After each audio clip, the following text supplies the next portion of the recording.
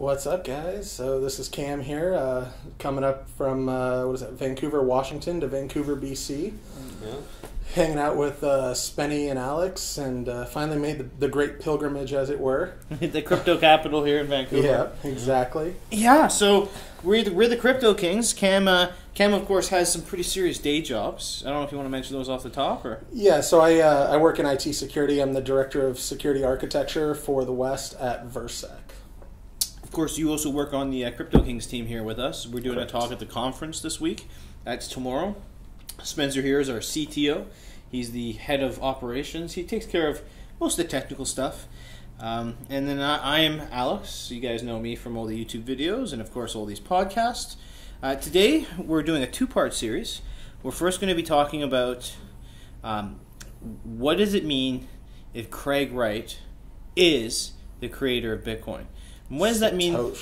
Yeah, what if he is the real Satoshi? What does that mean for the community? Now, we're going to talk about, in this first episode, first podcast, we're going to talk about probably mostly the negative aspects we see out of that, and the real scares that puts in the Bitcoin community and some of us long-term holders. And then in the following podcast we're going to release here, it will talk about some of the benefits and what that could mean about the centralization of Bitcoin and maybe get out of some of the issues we've been having through some of these growing pains so far. So let's talk about Craig Wright. Let's talk about what it means if he is the real Satoshi. Of course, let's just put it off the top here. I just want to let everybody know I strongly believe that Craig Wright is not Satoshi. Yeah, I agree with that. And Cam's I agree with that. Okay, so the sentiment across the room is all three. And why do you guys think that he's certainly not the Satoshi? So as much as I don't want to talk down about someone, at the end of the day, Craig likes to copy things. Yeah. I'm just going to call a spade here. Yeah. Like, I don't see Craig coming up with any crazy innovative ideas such as decentralized economy. There's a well-documented history of him doing fraud and right. manipulating documentation. And this is my point. And referring to documents formally that ended up being formally published at another time. But this is my point. He's a copy artist. Like, he doesn't innovate. Okay, and I would certainly agree with that. He certainly isn't speaking to... He's more concerned with the adversarial nature of the industry right now than he is about the future perspectives of blockchain. Truthfully, the best... So I had a conversation with another guy local in Portland, Oregon about this, and what we really came up to was the difference in approach, right? You talk to a lot of guys out there that are big names, well-known, Charlie Lee, Vitalik Buterin, guys like that actually are developing in this space. And all of them will tell you how they're trying to fix a problem, right? Now, here's the difference. Every interview you look at with Craig Wright, is he ever talking about fixing any globalized problem? No, he is so hyper-competitive that he's focused on getting his slice of the crypto pie. Yeah. And he speaks as a victim. Almost. There you go. Anytime you put him on the spot about anything, he acts very much like a victim. Now, Spencer, I think I know what you're going to say here. Why do you think Craig Wright's not Satoshi? Well, you're not Satoshi unless you can prove it with the private keys. And so Spencer's belief is just... for someone to create something like that and not have the very first address that was created, it's just be absurd. So if Satoshi could... If Craig could prove he was Satoshi, how do you feel? What do you think would be the most technically sound? Because there's been some shenanigans. He's released private keys. He's released some transactions. He's released some UTX, some things from way old. But the thing is, this can all be reverse engineered and generated from the blockchain information. Well, and that's just it. Is tell me, what's the difference on anything he's done so far that you could discern versus just reading the damn blockchain? Well, this is it. So what would you want to see ultimately? I'd want to see a hash with a private key. Sorry? I want to see a hash with a private key. That's right. Yeah, and that's a really easy way to... Right, so Craig... Either right or it's wrong. Craig, right? You're obviously blocking all of us right now. You're fleeting out our social media accounts, and we're all going to be blocked tomorrow. But if you really want to prove it to everybody, there's a real easy way to shut us all up, brother. Just show us that hash. And I'll even go on record, and I'll say this right now. Craig, if you do have that hash and you can prove it, then I'll buy you a beer. Like, you don't need money, let's be real. Well, but respect goes a lot further for you, so I'll straight up buy you a beer. Or, you know what, I'll even donate $1,000 to a charity of your choosing. There you go. You know, prove the hash. And he's tied up with the Tulip Fund lawsuit right now. Yeah. Over the 19 million Bitcoins. How many is it? Something like that. Sorry, no, 19. Not 19 million Bitcoins. It's a whole ton of Bitcoins though. 19.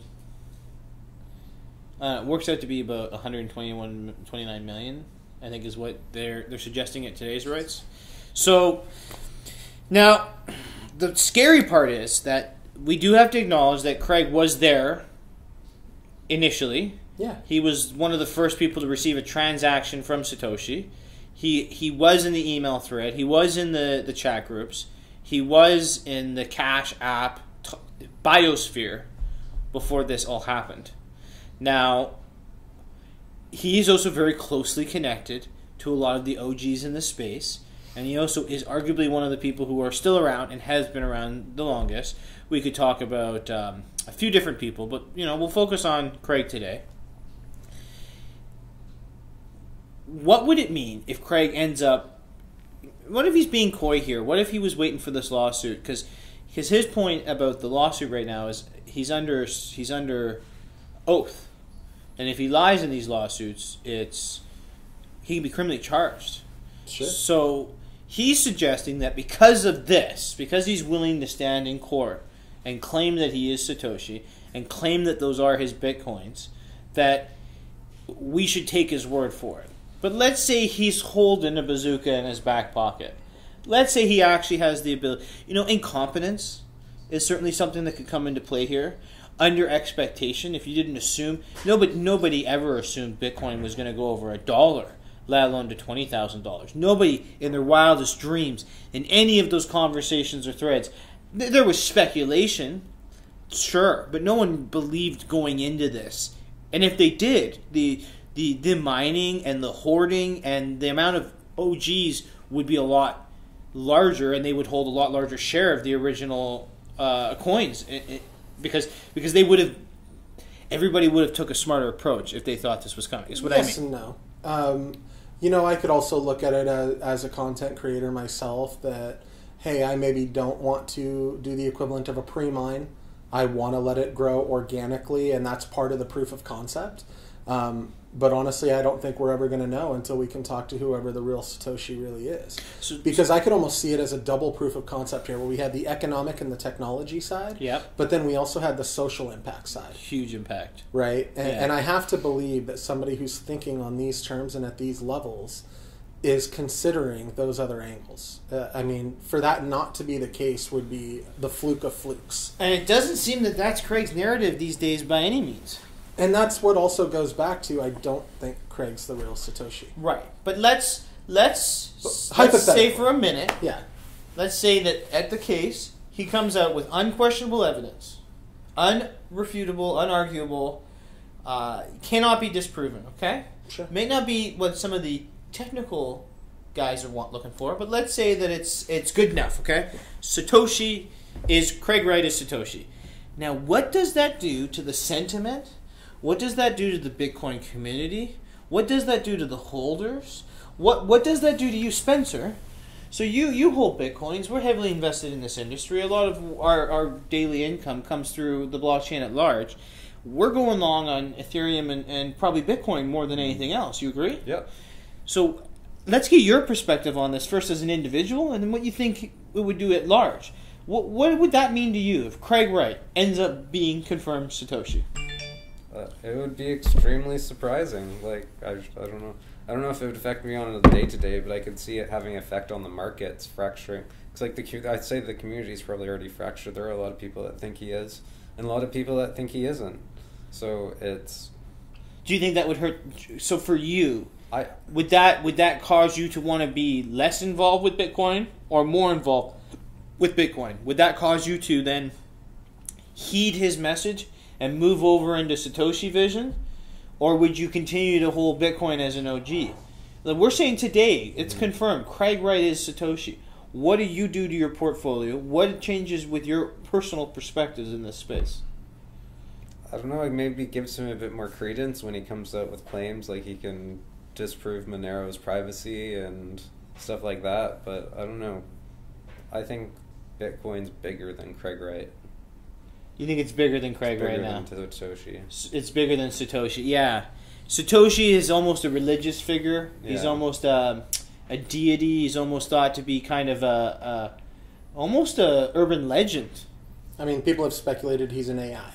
I certainly, if I go deep, if you take me deep, that's a whole nother podcast, guys, and we'll talk about that. That's his favorite topic. Why I think, I should say, I should be assumptive for these other very intellectual people in the room here, but why I very, very much think that that Bitcoin's creation could very well have been an artificial intelligence, and the values that those add to it.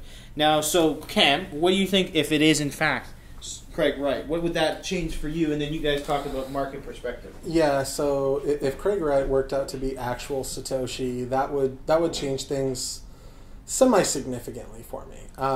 First and foremost, whenever new groundbreaking technology is released, I always look at the author, because understanding the author will also help you to understand the potential limits that a technology has, because you'll better understand the person creating it. Right? And maybe its intended purpose too. Right, and that's the thing. So honestly, if Craig Wright works out to be the actual Satoshi, I'm going to be kind of disappointed, to be perfectly honest. On top of that, I think that it's going to have a ripple effect through the market where it's really going to kind of kill a lot of the ideas of decentralization, which Bitcoin is really, or I shouldn't say Bitcoin, but blockchain is really based on.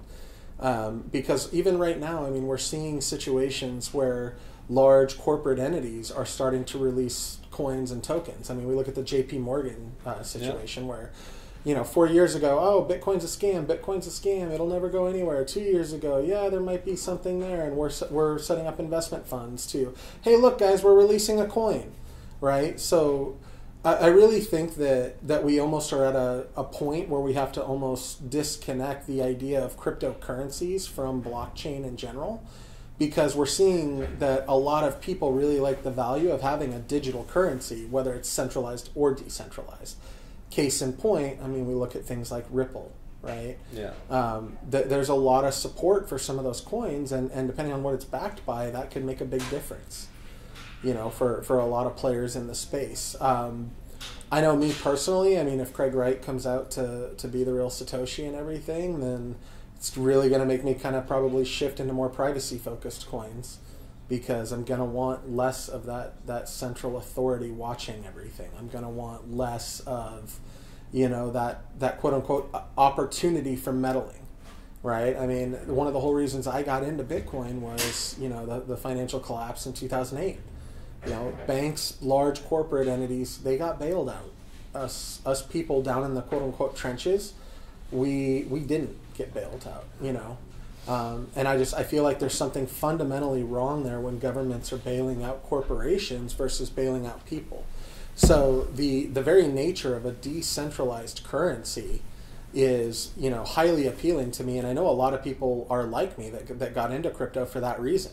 Yeah. So again, if Craig comes out as being the real Satoshi and he's got all this technical wizardry that he can pull, to find things, I mean, it's going to make me kind of drop some faith in Bitcoin, and it's going to make me gain more faith in privacy-focused projects, because I want that decentralization on my coins. So let me ask you this: he says he calls it Satoshi's vision for a reason. Okay, he forked Bitcoin. He created his own, forked Bitcoin Cash. Right. Created his own Satoshi's vision. It's lost huge amounts of its value. I think last I looked, it was about $61 a coin, and previous to that, the Bitcoin Cash was worthy of thousands and thousands of dollars, as much as $6,000 and $7,000 at its initial fork. So he's seen the market not follow his project and interest at large. Do you think that if it came out that Craig Wright was Satoshi, we see people fleeting in to Satoshi's vision? Do you think that we would see large investors or small investors, hobbyists, institutions? I'd say it's possible. I don't think it's like a guaranteed thing. I mean, the coin has to have purpose. So, other than I don't really believe in coins that are purely just for trading. Other than Bitcoin, because It's Bitcoin. It was the first. It's designed to be a store of value. And there's so many people who developed on Bitcoin platform and who are already using the Bitcoin platform now. Do you think that a lot of these people would be willing to move the development cycles over to a fork of Bitcoin Cash like this? I think we've already answered that question, Alex. Yeah, every time they do, they get less and less developers. Well, not only that, but just look at Bitcoin versus Ethereum as an ecosystem. Yeah. Right. If you have a good ecosystem, a lot of people will try to use it. But how many people tried to fork off of Ethereum's ecosystem? Oh yeah, and how well most of those projects doing now? What? There's a handful of them that are actually doing anything viable. And as far as actual wide usage, yeah. Look at stuff like Litecoin, and 75% of the blocks are empty. Right. Right. So none of these networks are being used the way that people thought they would be, what they're designed for. Right. Yeah, so it's interesting. I've been hearing a lot of perspectives. I've been hearing the media. There was a time when the flippening was referred to, the Ethereum overtaking Bitcoin. Now, I could see the ushering of Satoshi's return causing some of these disruption and breakaway events to happen. So far, the market pairing, I think, is mostly due to the trade pairing. Cam and I were talking about this earlier in relation to his cryptocurrency bot, which he uses to trade on Binance and things like this. Now, simply because most trading is done against Bitcoin, they tend to correlate in the market. But as more trading pairs are being introduced, as more projects go under, and as more projects lose their value, we're seeing more and more and more break away from the median. Honestly, I think we're maybe this year or next year, we're actually going to see a situation where we see something, a leading indicator of the flippening. And that's something that not a lot of people think about, is what could be a leading indicator leading up to an event like that.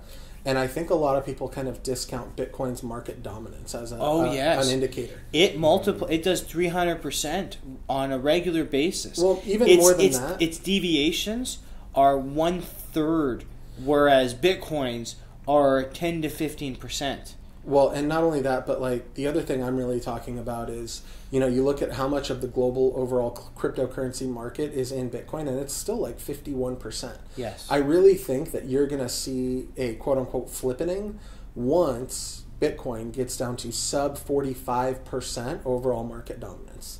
And I think that that's a really important number for us to keep in mind, because that's really going to speak to, I think, overall global adoption of blockchain versus Bitcoin. Yeah, Bitcoin as a currency alternative to blockchain as a technology. Exactly, right. Yeah, so they're a lot of people, their crypto coins still have a bad name. So you don't necessarily need the coins. There's also applications of blockchain where you don't need a cryptocurrency to run it. There's lots. Absolutely. Yeah, it's honestly it's endless. I mean, anything that requires a zero trust security model is perfect for blockchain technology. Right. Anything arbitration, anything anything contract or third party based. Sure. Escrow, all of it. Anything chain of custody. Anything chain of custody, anything to do with auditing, corruption, finances, of course, it serves huge value in these political spaces. Campaign finance. That's funny. People who claim that Bitcoin is being used by criminals. The three of us sitting in this room with a security background, we understand that that's not a smart way to go about this. That once all these blockchains are audited, we always assumed that Monero, they would be able to go backwards from the origin block. I always assumed that about Monero, that eventually it would be exposed. And this is just because of the way the underlying technology is produced. It's a feature, not a function of the coin. Exactly. And now, most of the privacy coins, it is a feature, not a function. So if you can exploit the underlying function of this in time with quantum computers or all sorts of other things, then you will be able to rewind all of these transactions, and over time you'll be able to relate them all to known wallets and exchanges and confirmed identities. I'm very positive that this will happen in the blockchain space. So what do you think is the biggest issue right now holding blockchain back, aside from this attitude that it's for criminals and for drug dealers? Honestly, if you ask me, I think the big reason all the politicians are kind of pushing it back, is because they know the general public wants to put them under a microscope.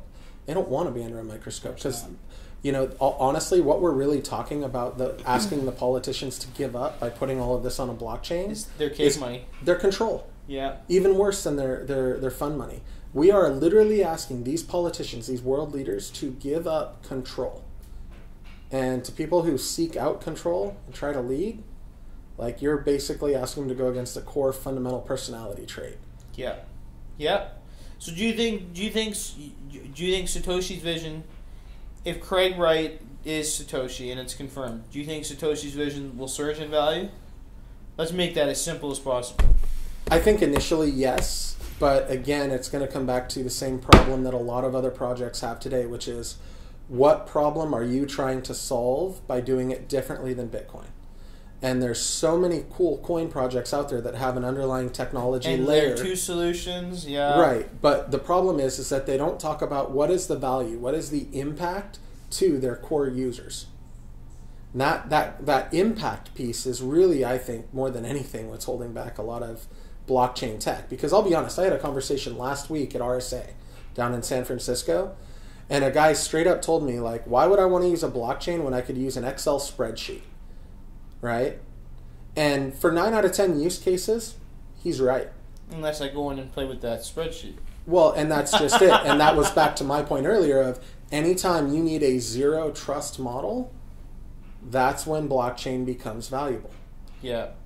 Right? So then, if Craig Wright isn't confirmed as Satoshi, do you see Satoshi Vision going many places right now, the coin I'm referring to? I mean, do you think it'll just keep losing its way? I do. Do you think that these forks will run with the next market run? I don't know. I think that so many people got burned on the year of the ICO that I think, there's always going to be foolish money in this market space. Let's be real. Yeah. Some of it will just follow and go to whatever's available because they get caught up looking for the dollar signs, right? Yep. But I think a lot of people, and especially a lot of the institutional money that's been hiring people up that are blockchain experts and have been in the space, those experts are going to keep a lot of the institutional money into the core projects that matter. Yeah.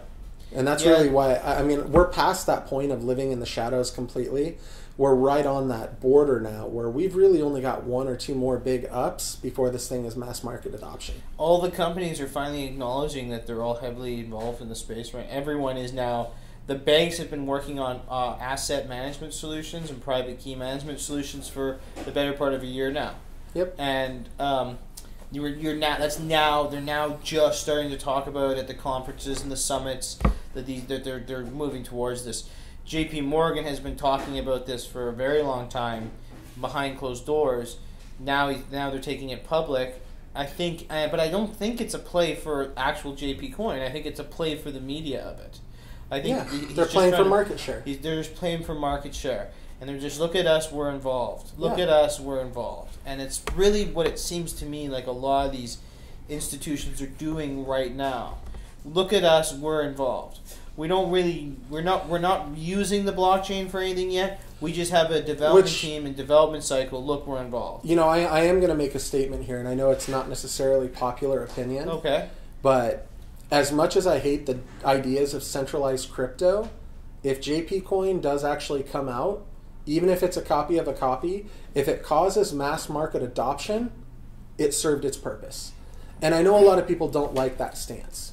But at the end of the day, right now, one of the things that's hurting this market is the not having mass market adoption. Yeah. So if JP Morgan gives people a way to kind of move their funds into this a little bit, and really what I would say is better is for what use case? Why would you buy a GP token? It's a stable coin. But if it's just like Binance Coin and it cuts my trading fees between currencies... Well, that's it. It's going to be more for them moving money around for themselves than other people bringing other money into it. Exactly. I just think it's going to remove a lot of the barriers for adoption, and if it does that and puts $100 billion into the space and effectively doubles it, then...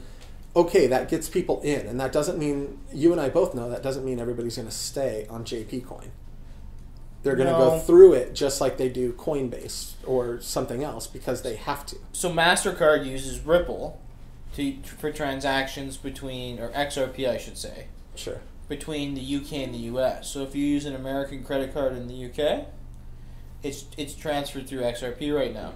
Now this is a test case, but this is a prime example of that adoption and where it is very valuable in these financial industries. And honestly, I mean, I think the idea of digital currency is going to take off. There's a lot of advantages to having your currency in a digital format. There's some disadvantages too, right? But at the end of the day, I mean, part of a government's job, as much as we may hate it as the individuals, is to create and manage the economy, you know? Of course. So, I don't know. I mean, at the end of the day, governments are going to do what governments do, but at the same time, like, I think that some centralization is needed to achieve mass market adoption, and then I'm hoping that the market cries and yells for decentralizing. But Craig Wright brings central. If he is Satoshi, that brings a huge centralization to the market. Sorry, you were about to say, Spencer. I was more to like the whole for mass adoption. I totally agree. We are going to need some sort of centralization because people aren't ready to be able to send a transaction that they can't go to someone else to get them to reverse. Yeah, people can't be the bankers yet. They're not. There's not enough understanding. It's the level of technical savviness that's necessary is still too high. The amount of places that transactions and coin storage and things can break apart and become a loss of value is too high and too many.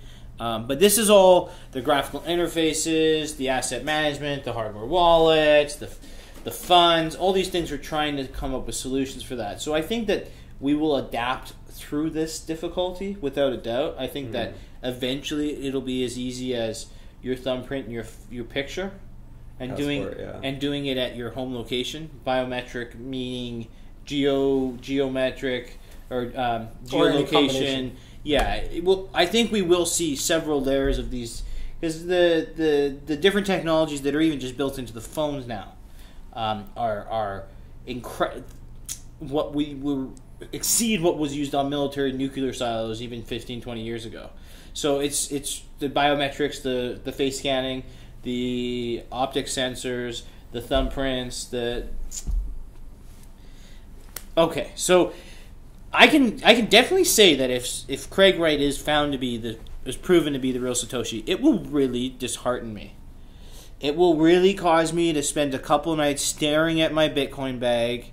It will cause me to really question where a lot of these underlying ideals come from, and if we've all been skewing it for our own romantic perspective, and maybe it is more adversarial. Maybe it is more based on disruptive technology and less on financial incentives or linking the world together or all the beautiful. Maybe it's more just about Craig and his perspectives. And if that's the truth, it would really, really make it hard for me. Blockchain at large, sure, yeah, but it would make Bitcoin hard for me to take seriously. Satoshi doesn't own Bitcoin, though. It's owned by the people. So why would one man sway your opinion so wildly? Why? Because he's so incompetent. And because he's such a raving lunatic. And because he's so egotistical. And because his perspectives are so not healthy for the markets the way it is today. I think... Do you not see these institutions hiring him up at large? Do you not see that him getting $100K for a fucking talk at a conference, charging $300 a ticket? He gets asked to leave conferences right now. Okay, that's the place where Craig is at. Craig gets all worked up. He starts calling people assholes. He starts refusing to talk about the things everybody wants to talk about because it's pointed and going to put him on the spot where he looks like he's full of shit or he can't validate his claims or he's caught in a lie once again. And what does he do? He walks out or he goes to becoming a raving lunatic and he gets asked to leave.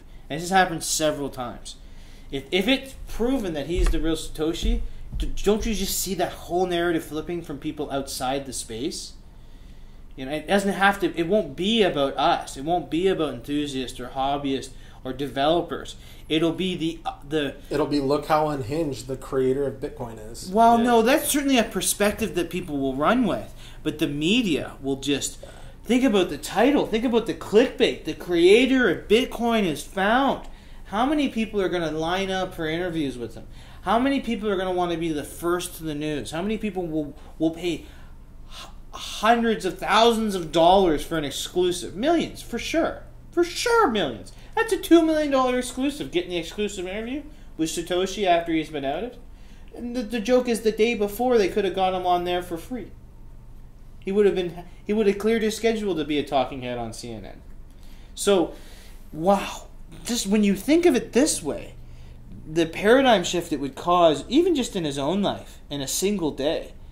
Do you think he'd see a lot of people sucking their thumbs and acknowledging that they were wrong? Do you think he'd see a lot of people coming out and being like I don't know. I mean, so looking at this from a different perspective with like U.S. law, if it comes out that he is real Satoshi and all of this, like think about all the legal ramifications. Huge ramifications. Because of RICO charges potentially against him. Because it's all one big pot. Every blockchain is one big pot. And he claims that he's lost most of the cryptocurrency he's holding, and he's arguing for the control of some of these funds. But I don't think he's paid taxes. If they prove that he's the real Satoshi, they'll be coming up. Well, even worse. So we think about the times when cryptocurrency has been used illicitly on the dark net for really bad things that I think we could all agree proven stuff with. like the Silk Road. Yeah, or not even just the drugs. I'm talking like the human trafficking stuff, the child porn stuff. See, I have a lot less experience with that. This is all, like if Bitcoin was used for that and there's a transaction ID associated with that, technically speaking, under RICO law, he could potentially be held as part of that criminal group. Oh, of course. Because it's one big pot. Like all blockchains are one big pot. So do you think that maybe that's why, if the assumption is that Craig Wright is the real Satoshi, is that a great reason why he hasn't come out on paper and made it provable for the sake of court or legislation? For me, it's all about one thing. Is he that smart? No, I don't think he is. And this is why I don't think that he's the real Satoshi.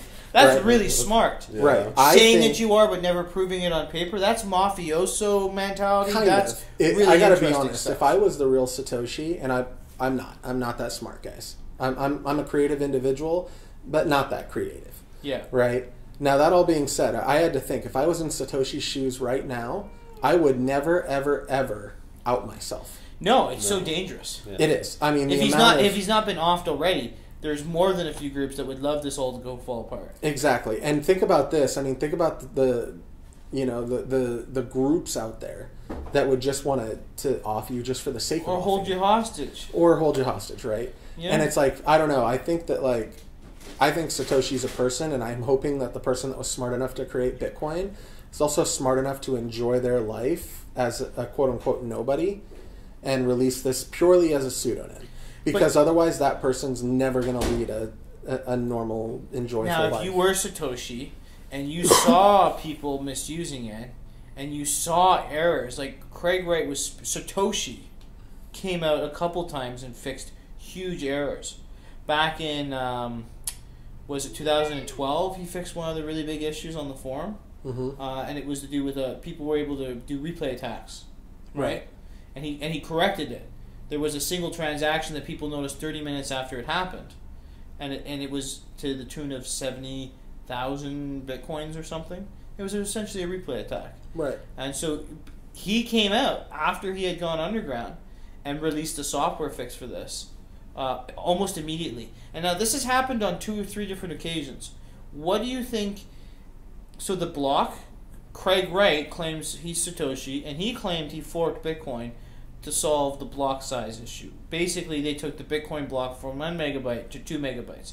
This was supposed to correct the fees and make it cheaper for investors and users, but this made it far less profitable for miners at large, which was the decentralized security model of this. And what you saw was a huge breakdown in that logic. And we've seen a lot of different things tried out there. We've seen the thing that Ethereum's going to, Vitalik was talking about recently already, where, he's talking about, upping the fees for miners to pay devs and things like that. But the bottom line is, if you're going to have something that's truly decentralized, like, you can't have funds going to a central authority. because then it's not decentralized. Right. Right? And that's the thing, is that I don't think a lot of people really truly understand the benefits and the pro-con analysis, I should say, of decentralization, because it's not all sunshine and rainbows, right? There's a lot of things where you want centralization. Oh, yes. Right, but there's also certain things where decentralization gives the people, it shifts the paradigm of power from the leaders to the people, right? Yeah. So what would make you come out of hiding? Like if you were Satoshi and things were going wrong. See, for Craig, he claims he came out of hiding. Well, he's always claimed he was Satoshi. But you out here? Yeah. So, yeah, he says one of the reasons he came out of hiding, and he's doing all this, is to improve Bitcoin. There's been problems. But here's the thing, though, Alex. Like, if that was his motivation, why didn't he just make something better again, based on all the other technology and white papers that his initial brainchild has spawned? Yeah. Like, see, if he's really Satoshi, I got to be thinking that he's going to look at the problem from a completely different angle than anybody else has even been able to think about. And he's going to be able to say, oh, well, we can avoid the technology from these 3 projects by just changing this one thing here. And then, oh, by the way, we can incorporate all these other good things from these 4 projects by doing this over here. Yeah, that's what surprised me about the fork, is why wasn't it more feature-oriented? But that's just it. This is why he's not Satoshi, because he's just copying. And he's copies of copies at this point. And you're starting to see, just like when you take copies of copies of copies on paper, you get degradation over time. It looks like shit at the end of it, right? His talks are very inconsistent. And, oh, by the way, each different project he's touted or talked about has pretty much gotten worse and worse and worse. So let's leave it there. Personally, I think if Craig Wright is shown as Satoshi, that scares the shit out of me. I think that will cause mass adoption to go in a bad path, because people will care what he has to say. And I think that even if he was the brainchild of this originally, I think it's evolved, like Spencer says. You know, what is it that you say, Spencer? Bitcoin's owned by the people. Bitcoin is bigger than Craig Wright. Bitcoin is owned by the people. And I think we've gotten to this point now.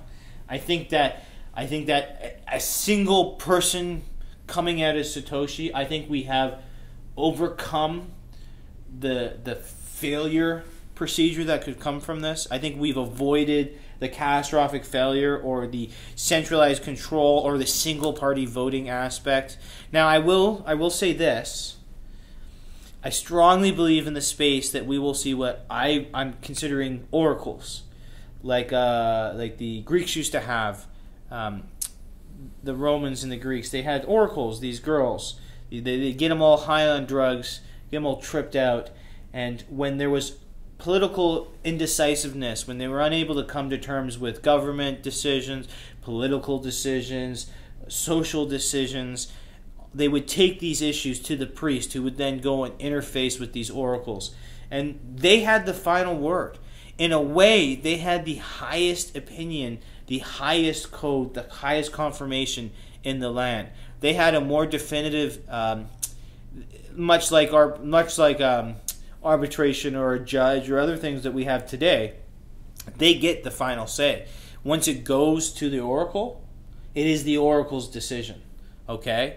And we can all try to do our votes with mining and application usage. You know, there's 3 votes. You've got the miners, the investors, and you've got the users. These are the developers and the users. These are your 3 voting parties.